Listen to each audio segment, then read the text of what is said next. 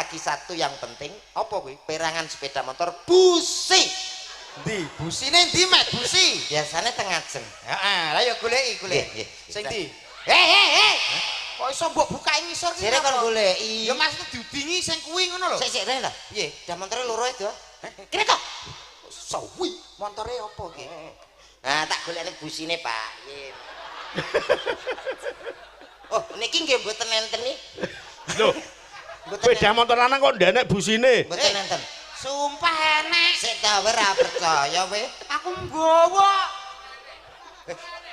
Kenek yo kuwi. Gane. Lho, masa to? Engko sanoke busine ngalih ning nggonmu.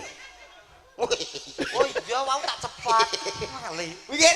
Busi. Nah, yang terakhir, ini adalah nalpot, Pak. Nalpot. Busi mah kanggone apa? Busi untuk pembakaran goblok. Berarti ngantene dibakar. Lho.